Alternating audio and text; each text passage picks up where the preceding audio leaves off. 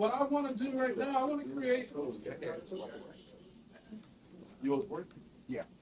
I want to create, guys, Thank if you. possible, I want to take the time to create a running list. A running list of some of the questions that you guys asked, and I told you guys we will cover them when we get to that point. One of them was drip edge. You asked about drip edge,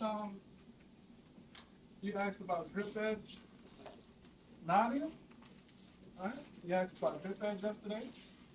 And, Facial, soft, okay, facial socket. There was a couple other questions I said, yep, we're gonna talk about that as well. I said that a couple times yesterday. Anybody else remember any of those questions? And as we go, as you ask them, and I know we're gonna talk about it later on, I'm gonna write it down and I'm gonna check it out just to make sure that we don't miss those questions. Adjuster math, like, do we have, is there anything like? 761, 762. Adjuster Math? 761, 762. math, M-A-T-H? It might be expired. Adjuster math? 762. I think what she's saying, like, you know how we have to figure out the measurements. Formulas? Formulas. It was something. Okay. Yeah, we're gonna talk about that. Yeah. No, I know it's an exact mate. We got you. We don't get that. But it's like that state farm certification, when you have to math. take Yeah, that like property it's- part. Yeah, you that's have the to know only time how I to use do math. that. I know, when I did, Okay. when I did Are the you property sure? fix, Formulas? You know, I'm talking about, like, you know, like, say, right angles, Okay. triangles. You're talking about conversions. Conversion, yeah. Okay. That's not part of it, but we can't talk about it now. Okay? what I'm talking about is like, Measurement conversions. All right, and every once in a while, I'm gonna turn this around, and make sure that we covered it. Okay, measurement conversions, that's a good thing. and the, like the measurements of the room, like when you're trying to figure out the measurements of the square footage of the room, like when you have to, That'll be the formulas. okay. All right. All right. And these are questions that you have asked already. And as we continue, if you guys ask questions that I know we're gonna cover, I'm gonna write them down and I'll check them off as we get to them, okay? Just to make sure I don't miss it. So we're gonna pick up where we left off yesterday. Again, I just wanna thank you guys for being on time. Can't say the same of myself. But we're gonna pick up where we left off. We talked about doing interior inspection. All right, we talked about continuous flooring, continuous walls, how they apply. We want to always make sure that we're making a concerted effort to look for damage when we're inspecting a home, right? Because we're actively searching for damage. If there is roof damage, remember we talked about inspecting the attic. If you were to be asked to inspect the attic, what's our response? Or You know, what can we share? Take a picture of I it. wrote it Not down. qualified. Not qualified. I'm not qualified. Not qualified. We're not qualified. We're not qualified. Okay, I heard it somewhere. We're not qualified. That's right, we're not qualified to work in the enclosed spaces. Yeah. Okay?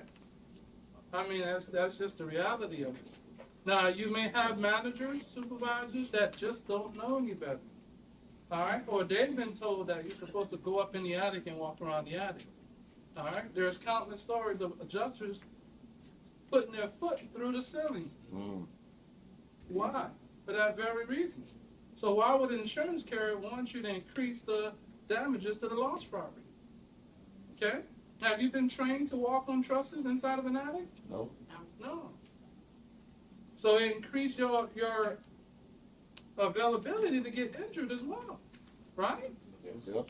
So we do not walk inside attics. We access the attic via the ladder and take our pictures from there. Whatever we can take from there, great. All right? Snap, snap, we keep it moving.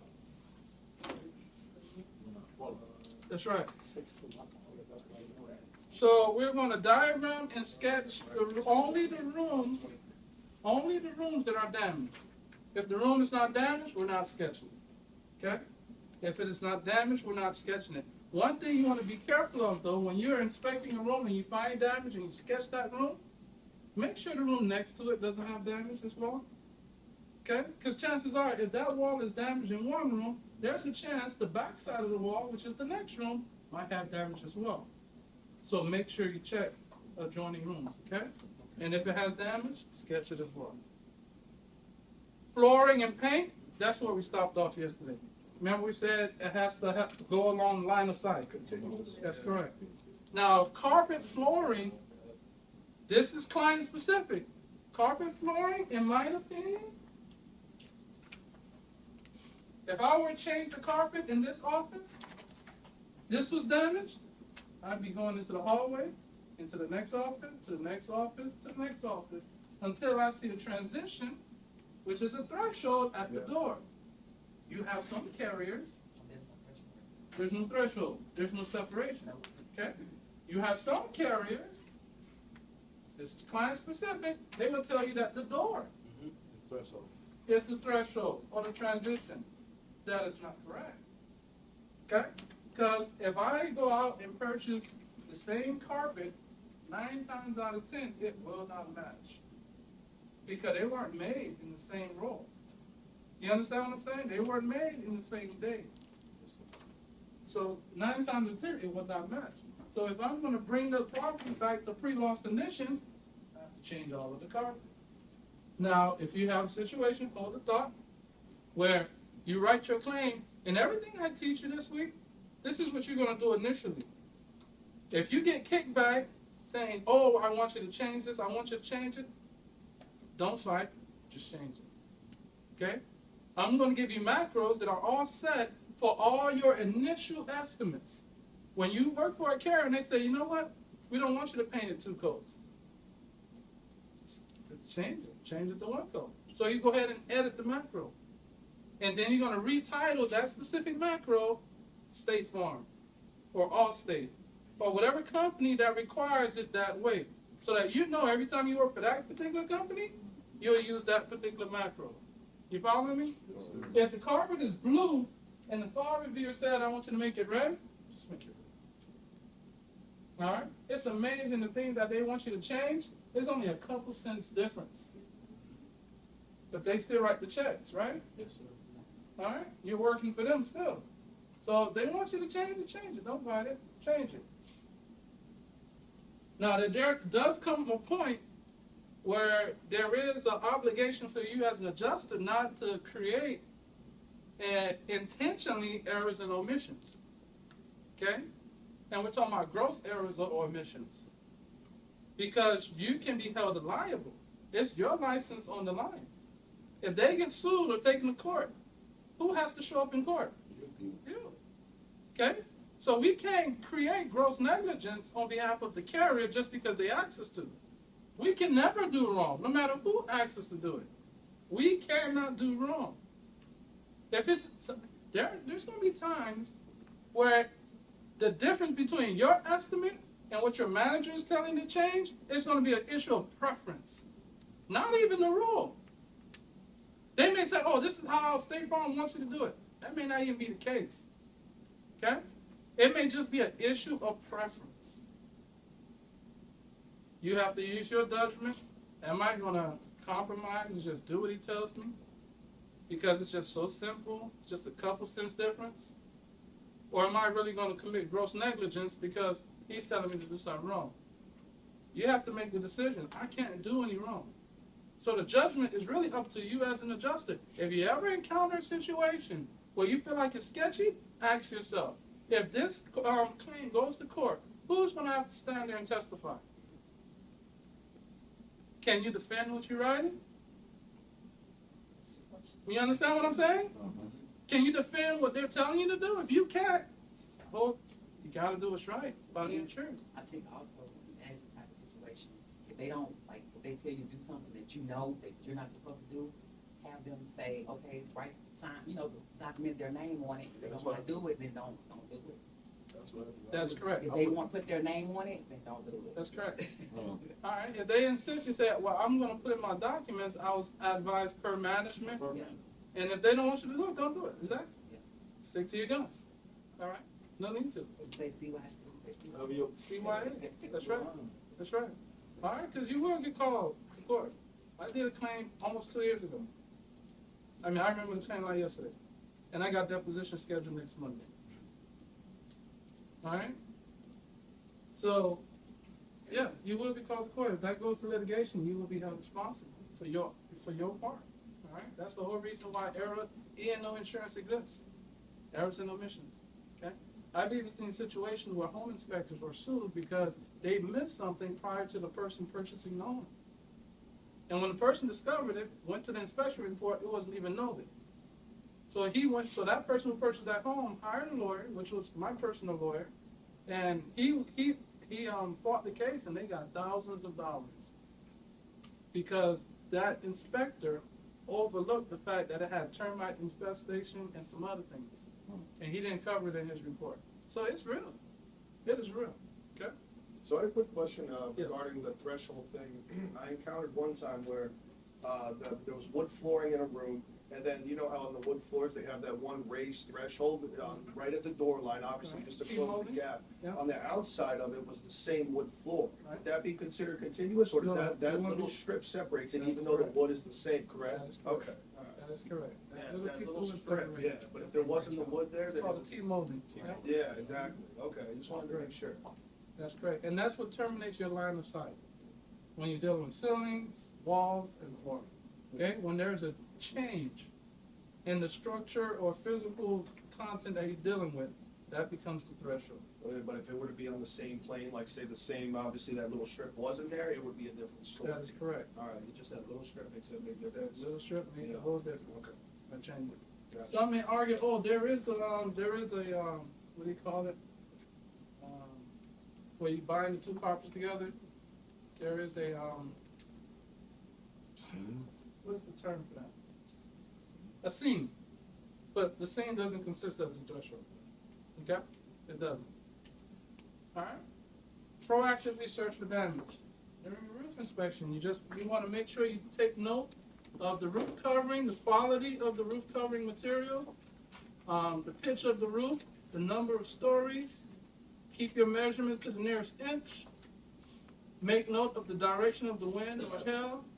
You want to try to ascertain the life of the roof from the insured. Okay? Metals, soft metals, special conditions, location of damages or leaks. We want to talk about photo labeling. I'm going to be playing a presentation, and it's going to go over this entire photo labeling section. You can follow along. This is the order that we want you to always do your photos every single time. This is a practice that's accepted by 90% of insurance carriers, probably 99.9% of insurance carriers. Okay? And you're going to follow this order. Your loss address and your elevations first. Loss address is going to be the first photo that you take. And then your elevations, front, right, rear, left. Okay? Now, in the process of taking these photos when you arrive, we're going to take the photo of the front elevation. We're going to approach the house, inspect it from the top down. If there is damage, you're going to take photos of those damages. You're going to go to the right side, take the right elevation, inspect the building, top to the bottom. If there's damages, you're going to take photos. This is how you're going to take the photos when you get there because you're trying to conserve time. Instead of going to the front, right, rear, left, and coming back looking for damages. You understand what I'm saying? So you're going to take it in this order, but when you get back to your office, you're going to rearrange those photos so that it is loss address, front elevation, right elevation, rear elevation, left elevation. Then you're going to go to your ladder access, to your roof. Okay? This is how you're going to organize your photos. Following me? And when you talk to the insured, they're going to be like, hey, yeah, can I show you the damages that I have inside? You're going to say, ma'am, I appreciate that, but I have a method that I do my reports that allows me to be as efficient as possible. And after my inspection, if there is something I missed, please feel free to let me know. But I'm going to inspect the elevation of the property first. Then I'm going to get up on your roof. You set the expectation in this conversation. And then I'm going to come inside and inspect the inside of the home. All right? That way you control your time. You control your methods by setting expectations in the very beginning. And you try to do it as nice as possible. And you assure them that the reason that you're doing it is for their benefit. All right? This is how I do it. and I'll make sure I take care of everything. If I miss anything, do not hesitate to let me know. All right? You be as courteous as possible. So you take all your photos, lost address, front, right, rear, and left. You're going to go to inspect your roof. You'll have the ladder access. All right, take a picture of your ladder showing that you properly set up the ladder.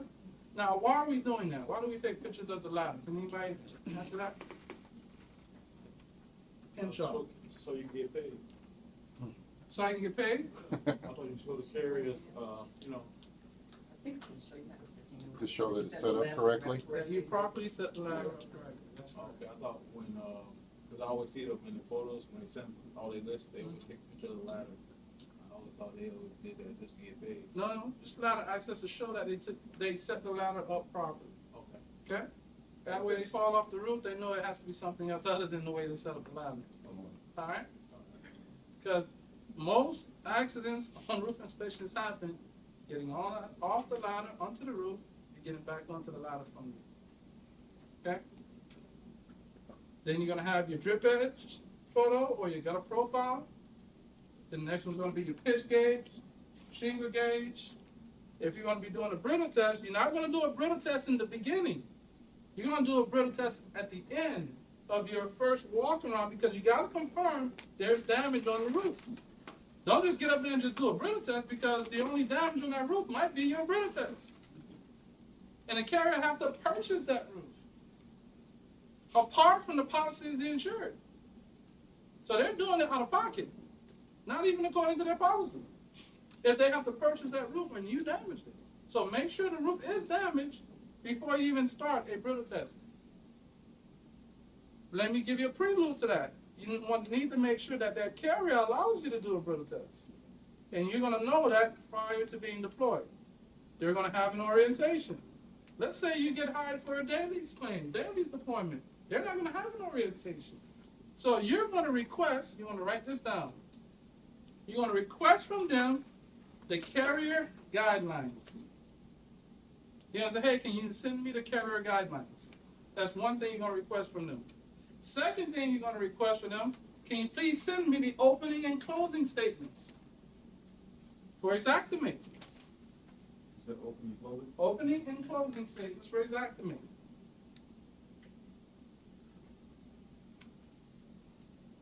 You're also going to ask them, do you have a library of the policies?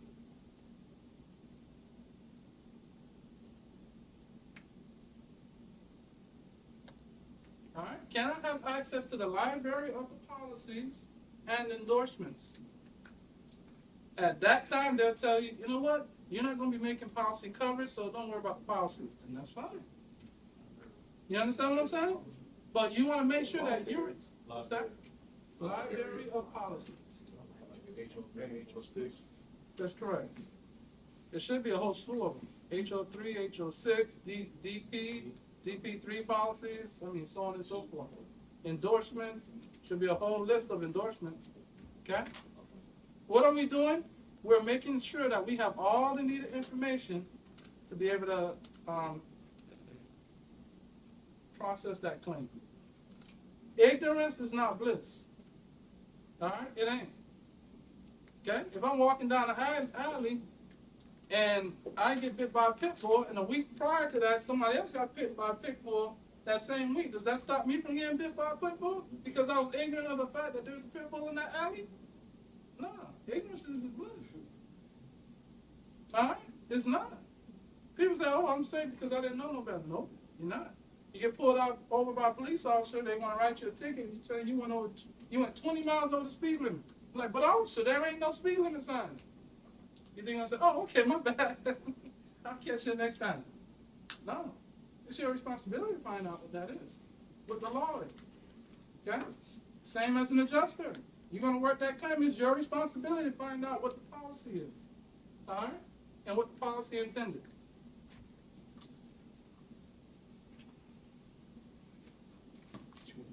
We're going to do our brittle test at the end. But, however, in our photo labeling and documenting, the brittle test is going to come after our shingle gauge. Okay? And the whole list is there, guys. You don't have to remember it by heart. Once we've documented the roof. We're gonna go over how we're gonna photo document the roof. We're gonna go over how to photo document the roof. After we document the roof pictures, then we're gonna go on and inspect the interior of the home. We're gonna photo document the interior of the home. Okay? Now, for the sake of our labeling order, we've already inspected the exterior, remember? We took the photos of the exterior and the damages already, but we're gonna impute those photos after our interior photos. Does that make sense? Say that again. I advise you when you're taking your photos up front, you take the elevation, inspect the building, take pictures of the damages. But when you go to organize your photos, you're only putting loss address, front, right, rear, left, go straight to the roof, go to the interior, and then now you're going to place those photos that you took on the exterior the first time, you're going to place them after the interior photos in that order. Right. Okay? You don't have to remember it. You got it right here. Okay? And this is all in relation to depending on what the insured is saying is wrong with the home, right? Obviously, you wouldn't inspect the roof if they had something only internally wrong with the home, correct? That's correct. You'll know that before you even get there. Absolutely, yeah. Yeah. You'll know if it's a plumbing leak or if it's a roof It's leak. not like you have to go through the whole thing. That's correct. Exactly. And I'm glad you brought that up because if you have a plumbing leak claim and the damage is only on the inside, you only require to take the front elevation and the right elevation. Oh, You only got to inspect the exterior. yeah, It's an exercise in futility. and that's in here as well? That's correct. Okay. All right? All right. If it's just interior damage and you know it's just interior, just take the front and the right. Right. You're just identifying the property now. Don't forget your loss address, of course. Okay? And as you're going around, you make sure you're taking pictures of the appliances and their tags, and they're going to be the photos after your exterior. You want your appliances and their tags. Now, after the photos of the appliance and the tags, guys, it's all in the booklet. I don't expect you to remember it all. After you do the appliances and the tags, now you're going to do the other structures. Okay? There's this word that the insurance companies love to use, and you're going to find that in policies. It's called APS structures. Anybody know what that stands for? APS structures. APS. All other stuff. No. No. Yeah, it's APS structure. So APS stands for appertunate structure. All right? Appertunate structure. Which is other structure. Oh, it's just another name. Yeah, appertunate. APPERTUNATE. I love saying that word. It makes me feel like I'm smart. So opportunity. Appertunate structure. Appertunate structure. Okay? So you're going to see that, but that's what an APS is. Oh, I forgot I even put it in there. It's right here. Yeah, I forgot I even put it in there. Okay. All right. Appertunate structures. That's going to be your screen enclosures, your lanais, your fences, your garages, so on and so forth. Somebody's at the The door. awnings and stuff like that. That's correct. That's Locked down. appertunate structures. Okay. Yeah, it's called APS. Now, there's a nuance. There is this, there are some interesting situations when it comes to insurance. And they will only tell you about it when you bump into the right adjuster. All right, right adjuster or right desk adjuster, field adjuster or desk adjuster, right? Say you have a house, right? And I'm trying to explain this as best as I can. And when I come to cases, when I ask you guys if it makes sense, I'm not asking if you have the ability to understand it, but I'm asking, am I explaining it in a way that's okay for you to understand it? All right, so let's say the house has a coverage limit of $300,000, right? This insured has a pool enclosure structure.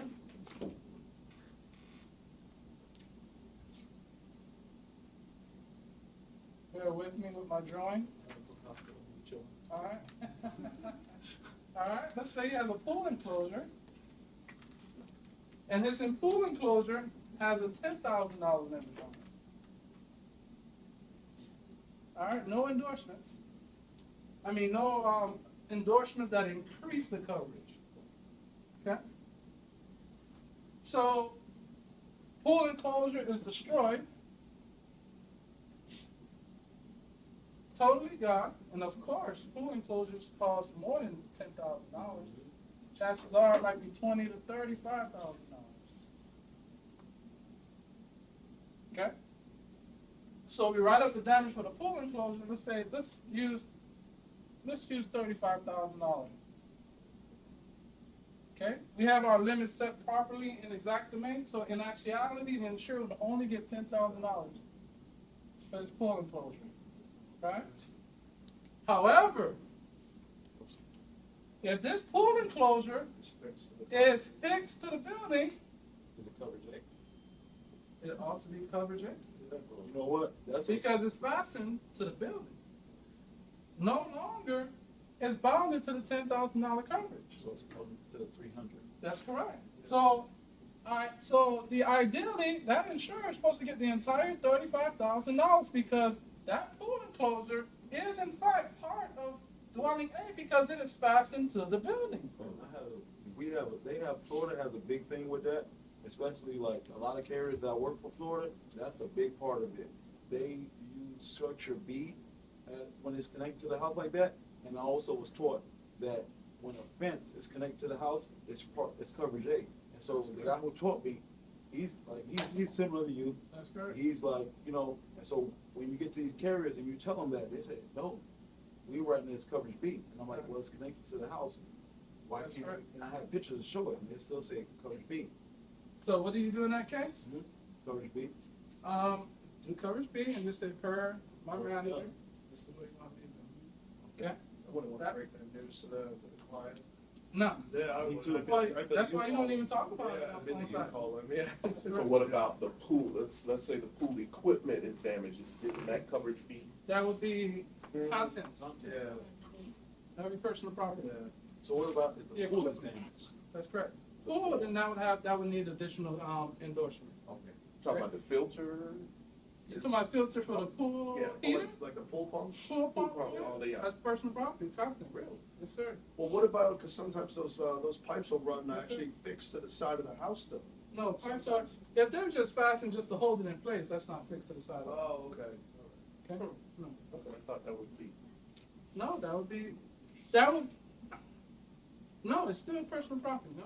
Still personal property. But there was one time where I did inspection on property, it had solar heaters on the top, and the pipes that were fixed to the solar panels that were fixed to the top actually had a pipe that came down to the actual pool pump. Right. Obviously, so would that be considered because it No, runs to it the wouldn't solar be- heaters? No? Well, that's just plumbing, Okay, all right? No, it won't be considered coverage A. got it. Only if it's fastened, bolted, built as an attachment to the building, now that becomes coverage A. Okay? There are some policies that, like you said with fences, if you have the home, and you gotta make sure this is coverage specific. If you have a wood fence that stops there and does not attach to the building, chances are that wood fence, depending on the policy or level of policy, that fence won't be covered unless it's attached. Tower Hill has this insurance called Select. This fence will not be covered at all. Doesn't matter if it was 3,000 feet long, unless they had a screw or a bolt connecting it to the house. And that was relating only to that policy that they purchased, specifically to that policy. So when I would call an insured, I would ask them, are there any trees damaged? Is anything on the fence? Is the fence down? And when I know that they have this policy, I would ask them, I said, according to your policy, it says that unless your fence is fastened to your home with a clip, a screw, or a bolt, there will be no coverage.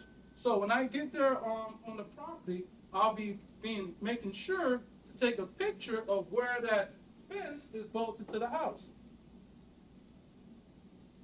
Yeah, but those, a lot of houses like in Port St. Lucie, Palm Bay have water Right. treatment Right? tanks.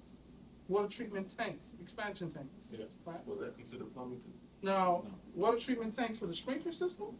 Or are you talking about the water? Water softener. Water softener, yes, that would be considered as personal property. So what you would do as content? That would be as content, that's correct. Content. Okay? So it's like you said, anything you flip over on, upside down allows it to be constant. That's correct. Somebody, the old adjuster told me that. If you flip it upside down and it's not attached, it's personal content. That's correct. Because like a refrigerator is personal content, but you got a water line coming from the refrigerator to the plumbing, right? Exactly. Doesn't change if it's personal content or not because of that connection. It's still personal content. Next question? Your question is no? No, I didn't have a question. Any questions in regard to that? So that bracket, is it like a bracket that kind of goes here? It's A L bracket. Huh? A L bracket. L bracket. That's correct. So if you were having a bird's eye view, this is the house. Okay, this is the fence. The L bracket is in the shape of an L. So there'll be a screw on here, screw on there. Okay.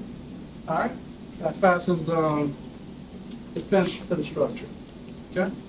So if I'm aware of it, I'll advise them, say, look, this is not covered unless it's fastened to the house, unless there's a screw there. Burn left. Hmm? Go past my fence to my house, then. I get it back. Yeah. Well, see what your policy says. So you own? Yeah. See what your policy says. Yeah. Because there are some coverages that it won't count unless it's fastened to the house.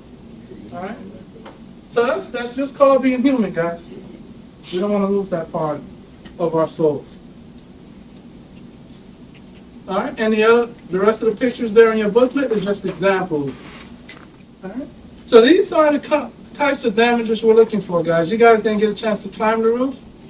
That right there is a crease shingle. All right. Creased. Crease. See that line going across it? All right. Loose shingles by themselves does not constitute wind damage.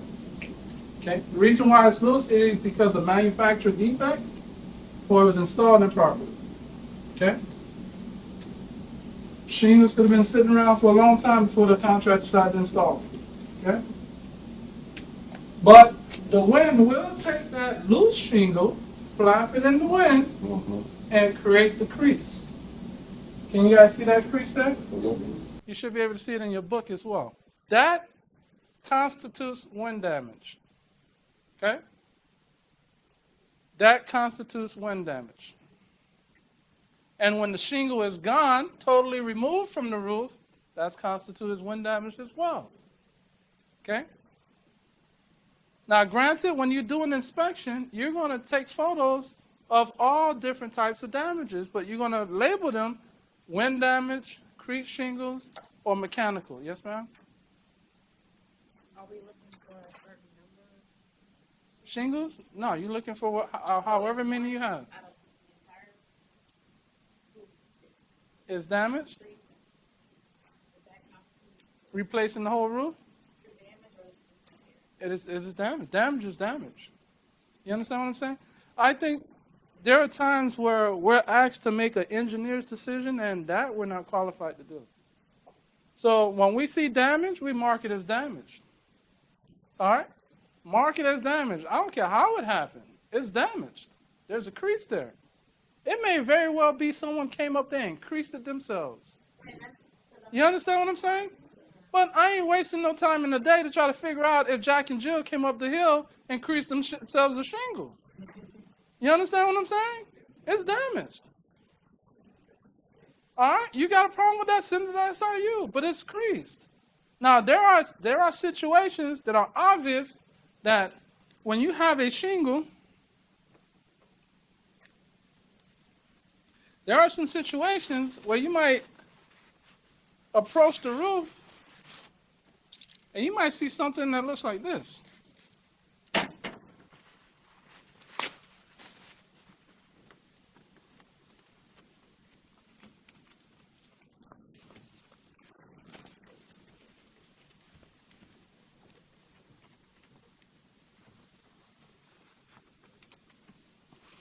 So you have a shingle, it's still a little wet.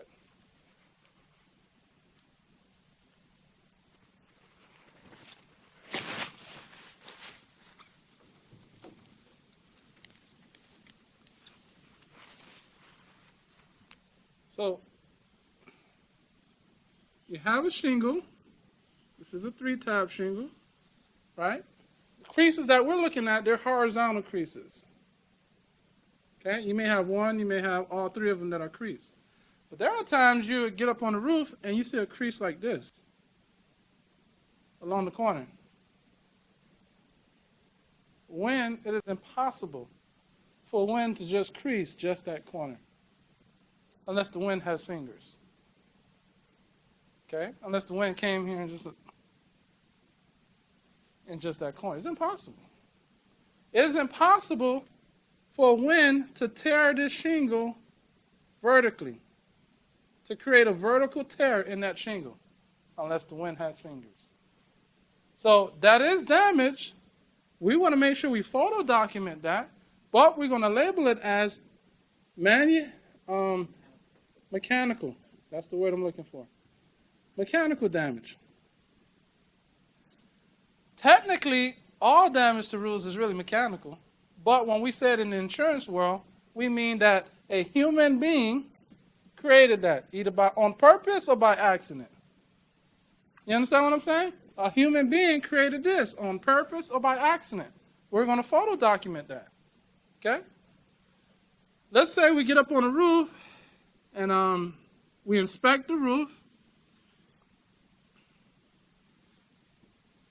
All right, a hip roof. And we get up there, it's a health claim, right?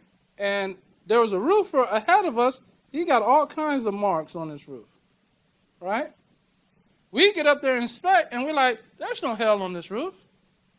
Okay? You're going to still put your marking. You're going to identify the slope, and you're going to put a big fat 0 on yours, and you're going to do it all the way around. However, you're still obligated to take pictures of what that roofer said was damaged. You're going to take pictures of it, and then you're going to take close-up of each one that he has circled. Why are you doing this? Because you're showing why you disagree with what he's saying. So those photos that shows those errors, you're going to put pics taken by roofers in question. Because in the same way, you have to prove that there is damage on the roof. You got to prove that there's no damage. Because when they go to review your file, they're going to see all these circles in your overview picture. And they're going to be like, well, what's that? Like, oh, that's the roofer's pictures. Don't worry about them. They're like, no. I mean, we want to see what he's pointing out, because maybe he was right. Or maybe that further solidifies your argument that he was wrong. You guys following the train of thought? Okay? So just as much we got to prove that there is damage, we have to show that there is no damage, especially when someone's up there contesting what you're saying. Okay? So the question as far as the mechanical damage, like with the side flat, would that be considered, not just on the homeowner, but maybe improper installation by the roofing company? You mean for it to flap like that? Yeah. No, it's impossible. I'm saying, like when the roof was installed by the roofer, that couldn't be labeled as maybe their negligence? No, it's impossible for just that little piece to flap, because this is a whole sheet. You see how rigid a shingle is? You understand what I'm saying? For it to decide to break right there all by itself is impossible. I mean, you literally have to hold one side down and lift the other side up like that. So, while we're piggybacking off of that question, how do you identify what you call defect? Manufacturer defect? That's a good question. Yes, that's a good question. How do you identify manufacturer defect? Typically, when you have manufacturer defect, you're going to have the same type of damage throughout the entire roof. It won't just be one shingle. It'll be the same type of damage throughout the entire roof. If you were to see like a faint, like say for example, this is a laminated shingle, right? And laminated shingle, instead of it being 3 pieces, it's one whole piece. It's an entire sheet. The bottom portion is an entire sheet. One whole sheet, not even 3 tabs. And what it has laminated pieces on top of it. All right? Some people like to call them flaps. That's what we're looking at here. It's one entire sheet, and you see these individual sections? They're laminated pieces on top of the shingle. on top of the one whole shingle, and that's how you have the term laminated shingles. That increases the rigidness of the shingle, and therefore that's why they get a longer life out of them, 35 years most of the time. But there are times where there's no crease on the flap, but you see a crease on the underside. Okay, so these are the flaps, right? These are the flaps, and you see a faint crease on the underside of the laminate, but nothing on top. And you see it throughout the entire roof. That you see that in this area is deteriorated, that there's granulars. I mean, it looks like you can see a clear line, but the flaps don't have anything. If that was true damage, the flaps would be creased and the underside would be creased. Absolutely, at the same time. But when you see the same area that looks funny throughout the entire roof, that's manufactured defect. Here's an example on a clay tile roof or concrete tile roof. Here's another example.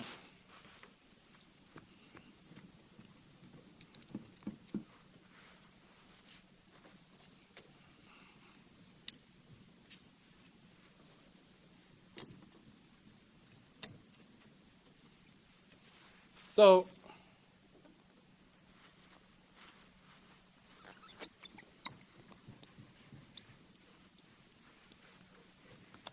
on a clay tile roof,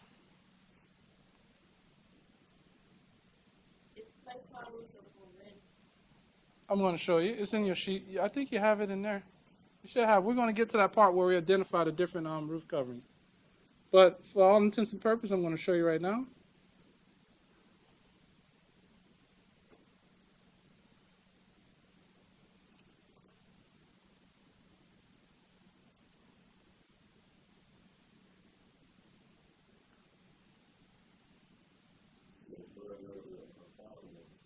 That's correct. Never climb a tile roof. Because you can break it. And you can break it. Yes, sir? Yep. Lighthouse Point? Yeah, Lighthouse Point. And there's one story. So the roofer got there with me. I was doing an inspection. The roofer got there with me. And he told me to go first. And I'm like, boy. When he got up there, I called him. And I told him he was walking. I never been on the roof before. Right. I was watching him.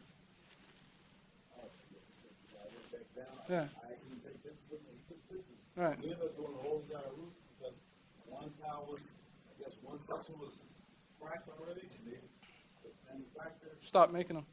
That's right. That's right. That's right. Right. Gotcha. I have a whole list of tiles, roof tiles that are not manufactured anymore. Someone remind me to give that to you guys, all right? Okay, you can use that. If you can quantify that that tile is one of those tiles, you can replace the entire roof. Discontinued roof tiles, okay, list. Okay, so if you're on a same situation, how do you identify manufactured defect on the roof tile? So see, this is the curve on the tile, right?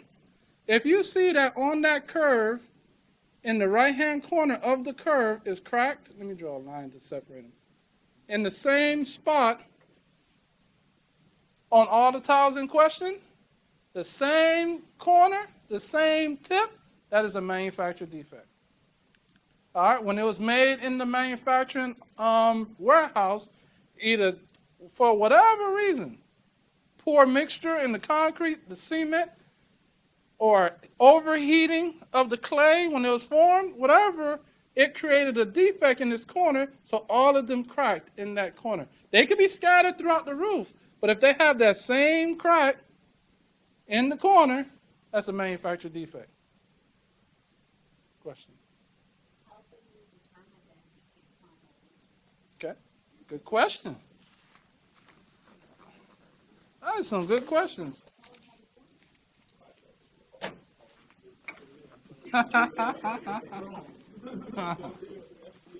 That's a good point. That's a good point you made, and that's not granted. Our opportunity produces itself. That's something I would make available if you had a roof that was too tall to climb, or a tile roof. That would be something that we would have drone pilots to deploy for. I would be doing it probably myself, and whoever else had a license. So, yeah, it ain't easy. No, sir. It is worth it, but it ain't easy. You studying for it? Yes. It is not easy. The preparation for the drone license is equivalent to being a pilot, to the pilot's test. You got to be able to read the NC, I forget the acronyms, but you got to be able to read all the codes. For airports and on the reports, you have to have the knowledge of a pilot. That ain't no game. It took me twice to pass it. I took it twice to pass it. Absolutely. Well, here's the thing. So I've been flying drones since 2013, when they first made it out to the public.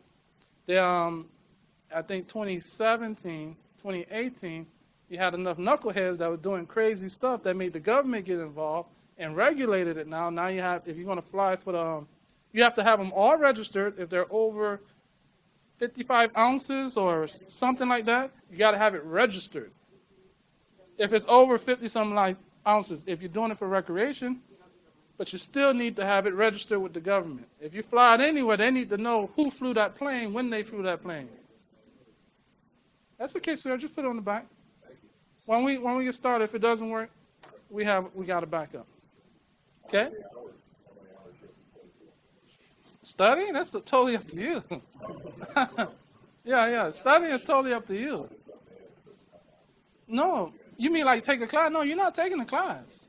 Unless you take a class that has a certain amount of hours to get you ready for the test. You understand what I'm saying? But I did mine self-paced. Yeah, I did mine self-paced. I did it through Gleam. Their material is very good. Gleam. Gleim. Now, it may be IEM, but I think it's, yeah. Yeah. GLIEM or EIM. I guess depending on where you're from, right? But I think, let me see if that's correct. GLIEM. Yes, sir. We're going to get there. Yeah, you can fly. You can fly. GLEIM. What did I say at first? IE? All right. EIM. All right, they have a good program. And it's self-paced. So how do you inspect a tile roof, right? So I do not ever advise you to walk on a tile roof. Ever. Because you're going to end up buying that roof if you step on there and break that tile. Okay? You're going to have geniuses that are smarter than almost everybody else that tell you, oh, you got to walk a certain way. Good for you. Go ahead. But I'm not doing it. I even seen, I've seen a guy put out a YouTube page showing how to walk on a tile roof. And I'm like, you got to be kidding me. All right? You do not ever walk on a tile roof because depending on how that tile is installed, doesn't matter how you walk on it, you're going to break it. All right? If it's improperly installed, you're going to break that tile. How do we know if it's improperly installed? We don't know. So why take that chance? Huh? No, you don't tell them that. So how do you climb it? You grab a ladder, lean up against the house, climb up here, and you take your photo.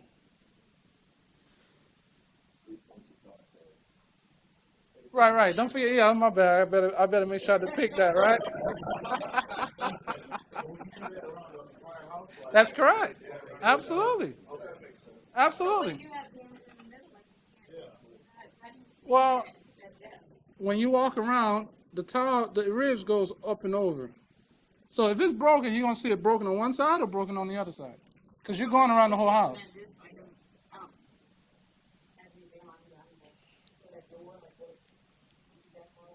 There's this thing, invention they have on the camera. It's called Zoom. You zoom right in. It works every single time, Nadia. I promise you.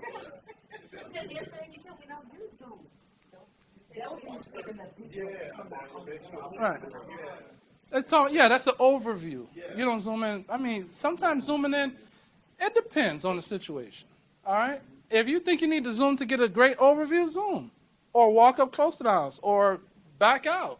You understand what I'm saying? But when you come to trying to identify damage, you got to do the best you can, and zooming into that tile gives you the best effect. Zoom at all? No, use your discretion. Right. Well, here you really don't have to zoom. You can just bring it close. That's correct. That is correct. So it really is your preference. Your whole goal in the entire concept is that you want to photo document the damage, whatever that takes. Zoom or no zoom, backing up, moving forward, you want to document that damage, okay? You want to be able to, because when you take your pictures, what you're literally doing, you are taking that file examiner or that desk adjuster, you're taking them on a virtual tour. They're walking through that property through your pictures. That's your objective when you're taking photos. Can they do a virtual tour with your photo sheet? That's the concept. Yes. Have you ever had multiple types of cameras on Multiple causes? They call you out for help, Right. and then you find them Absolutely. or whatever else. Absolutely. Yep.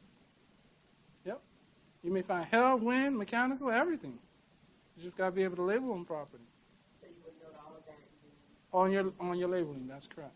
so we're not here to determine coverage, we're just here to document. You're going to document the damage. You do have to make a decision, okay, will this roof be covered? Based on my experience as an adjuster. Yes. Because you have to determine, am I going to write an estimate or not? If I go up here and I don't see any wind damage, I see mechanical damage, I'm not going to write an estimate. I am going to document that it is damaged, it's mechanical, therefore there may not be coverage.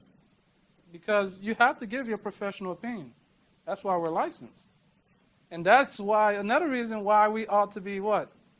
Trained. Right? You have adjusters out there that think they don't need no training. They'll learn on the fly. God bless your soul. All right? Fine. So, I mean, just in 2 days, I mean, do you think a person can get away with adjusting without learning half of the stuff? Right? Because licensing doesn't cover, not even a quarter of what we talked about. All right? I've heard of people that take licensing courses, famous ones. I mean, famous licensing courses. Okay, I even heard you guys say the name of those courses. I'm not going to say their names today, but I've had guys come in here and they've taken those courses. They don't know what RCV, ACV is. They don't even know what the purpose of depreciation is. Actual cash value and recoverable cash value. They don't even understand how depreciation is applied or why you would do depreciation. They're like, what's that? You have them that haven't even heard of coverage A, coverage B, coverage C, coverage D. There is an E and an F, but a lot of times they don't say E and an F. It just says medical and liability. You understand what I'm saying? And they've taken the licensing course. And you think they can go out there and adjust effectively? Or I'll learn on my own. You know what? I thought to do that. When you said it, I thought to do it like that. I did pick up some pieces, but I'm still doing it. So, That's why you're here. yeah, that's why I'm here. All right? I don't know it. So, and I share that because, I mean, you got people that are gung-ho. That's fine, but, I mean, that's fine. If you believe, that's fine. So how do you take a picture of the tile roof? Yeah, you put your ladder out on the eave, and you go around the circle. Okay, that was good. That answered your question? All right. So guys, if anybody here that doesn't know these yet, definitely feel free to ask me. They're not part of the class, but I do cover things that you need to know as an adjuster. All right? I will cover everything that you need to know as an adjuster. There are policy-specific things. I cannot cover them all. But there are times I'm going to throw in some of those languages. And God's willing, I'm going to provide that service where it's going to be like a weekly class or seminar thing that you can sign into that I'll be covering all those different nuances. All right? Estimating practices. Things that you can do. Okay? Where were we?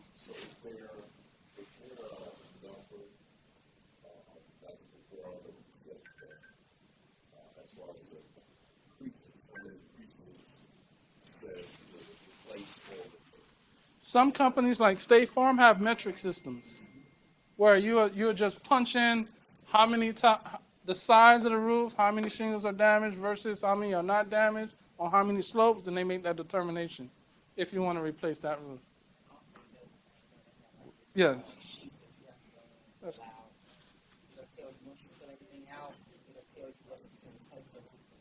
that's correct. I opt not to work for carriers like that. I opt not to work for carriers like that. Right. Okay? Because that's foolishness. No, that's just a way to deny coverage. If it's damaged, it's damaged. Right? In the state of Florida, okay?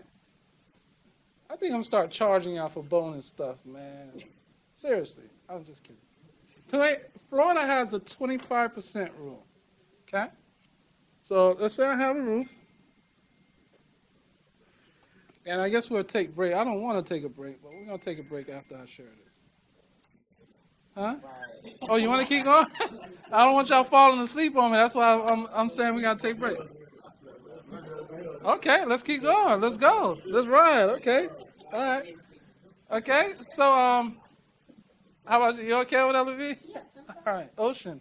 Why did I call you Levine? Oh, okay. Duh. All right. So, see, sometimes when I think I'm wrong, I'm still right. See that? You taking note over there, honey? I said sometimes even when I'm wrong, I'm right.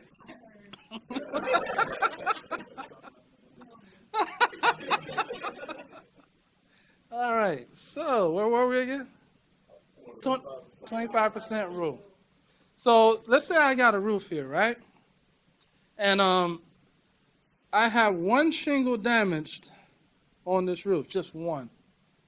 It is an old roof, and because I have a wind-damaged shingle, I have to replace that shingle. If in the process of replacing that shingle,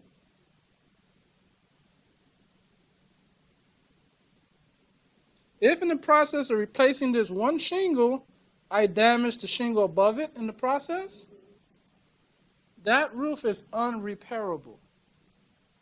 So that it's going to require me to replace all the shingles on this slope alone, because it's just going to be a domino effect. If I damage this shingle, I got to replace this one.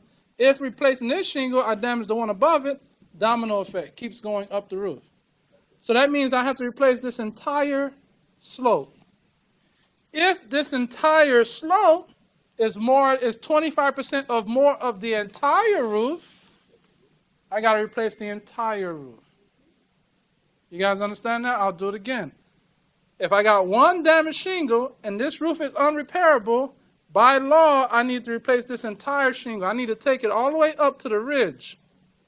All right? And the hips.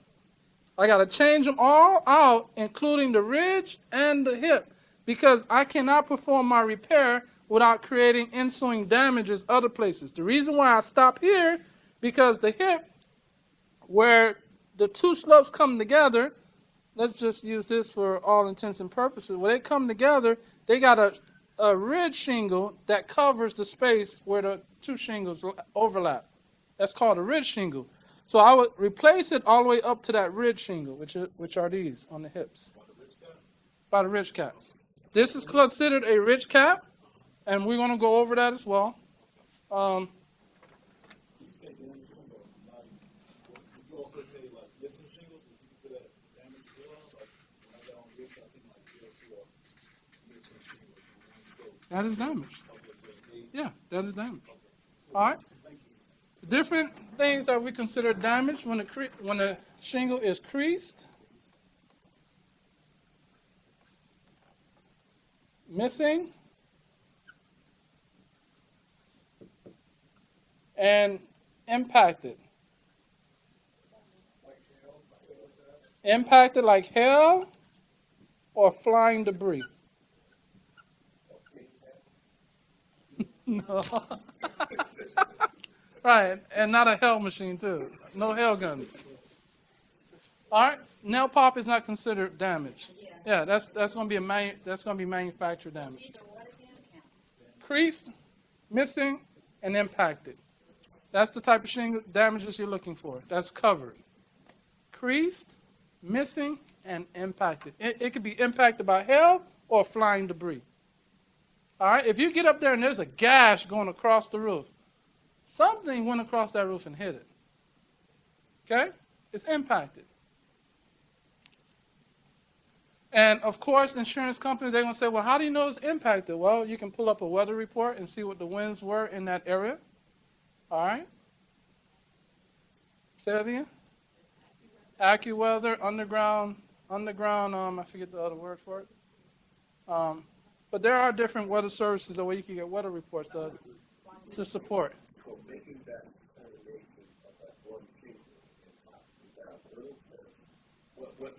I'm glad you we're going to get to that, but I'm glad you asked. So how do we know when this roof is unrepairable? We perform a brittle test.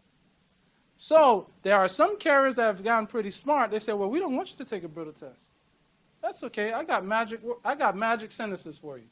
So in your narrative, you're going to write, due to age, condition, and amount of damage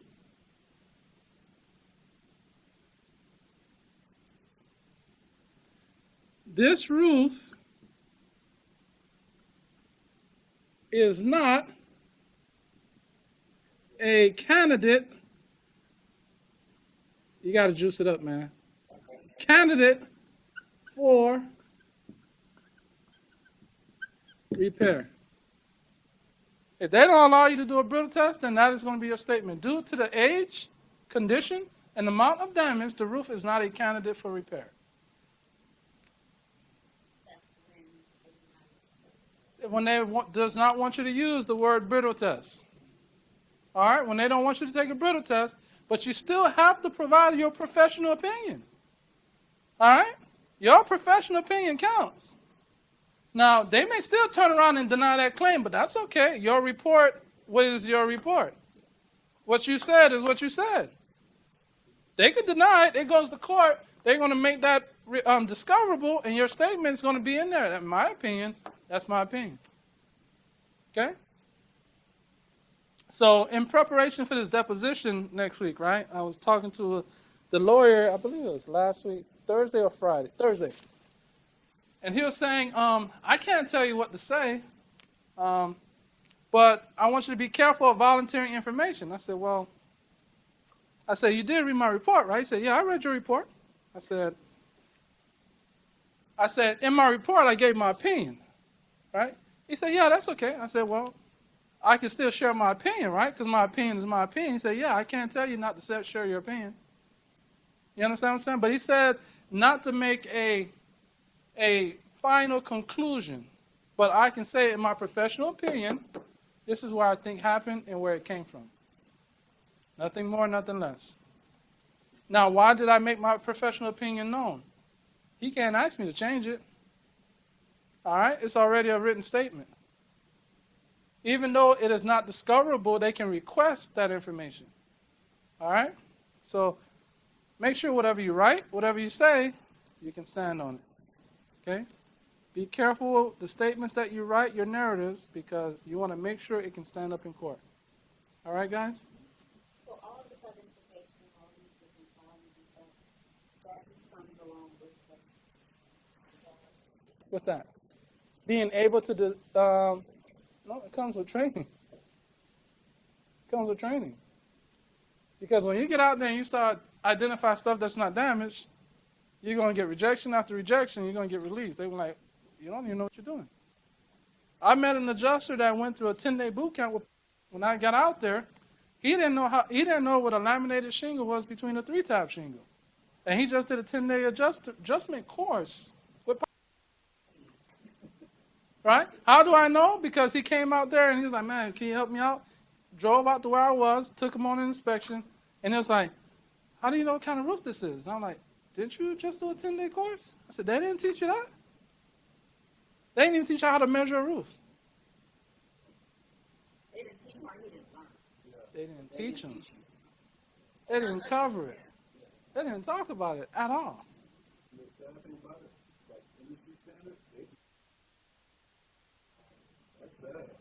Now, they're seeking to change the culture. I can say that. They're trying to change the culture. The only thing he did was he would give us measurements, basically how to sketch the roof. And he showed us how to do it, and we just learned how to sketch the roof like that, even with the rooms he gave us the measurements, showed us how to do it.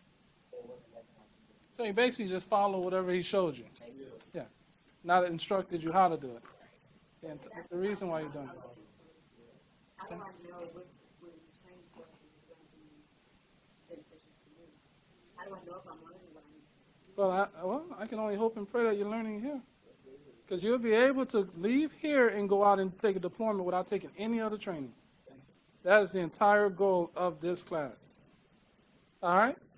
I'd be a fraud if you left here and don't know how to do a claim at the end of this class.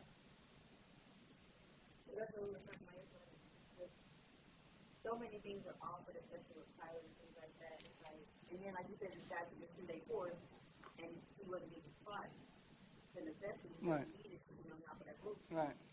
See, I can't. He should have known what it was. No. Right. By the time, if he took an adjuster course, yes. You put that in, Right. you should know what a 3-tab and a Right. all those roof. Now, people not knowing, it's not everybody's are roofers. Right. That's fine. But if you want to take a course, you got to at least cover that. That's the majority of your claims. It's going to be rules. You understand what I'm saying? That's all we deal with that, Right. We can, do a 10-day course, right? So 1 second. Right. Right. That's all. Right.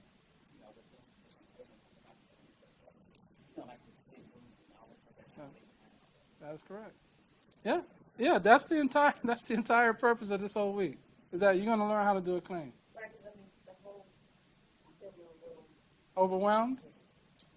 Okay. because I'm like, All right. Well, we're going to get there. All right. Today's only the second day. All right. I'd be wrong if I didn't tell you all these things. Okay? Remember we mentioned our fire hydrant yesterday, right? But that's okay. You're going to have that booklet always with you, and you can always call me if you have any issues out in the field. Okay? But the whole goal is that you can leave here and be able to run a claim. Will you be as good as me? More than likely not. But you're going to be getting better as you practice it. I just want to be knowledgeable. I just want to be better. Yeah? Well, we're going to be beyond knowledgeable at the end of this week. Okay?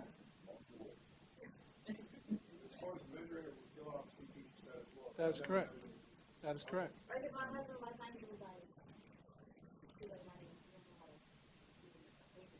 to Right.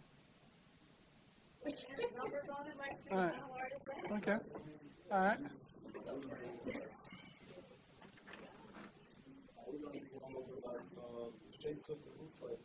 That's correct. That's correct. All right. So I'm like, is this something I have? Typically, you're not taught that in classes, but we're going to cover that. All right. Yep.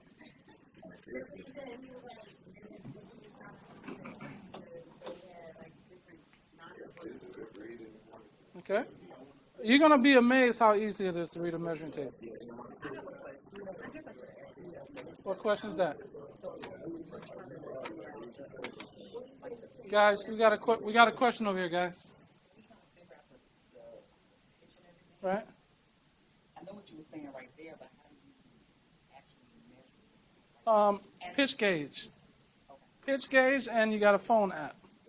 I'll show you. We're gonna get to that. All right. They're all good questions. I mean, I know I'm gonna cover that like within the next hour. We're gonna cover 1, 2, 3, 4 within the next hour. Even though I know it, I'm still marking it down to make sure we cover it. All right? So let's get through this list. Somebody else had a question? No? All right. So basically you have this on paper and what you're looking at here, I'm going to explain it. You're going to hear it again. All right? The best way to learn is repetition, repetition, repetition. Right, guys? Okay.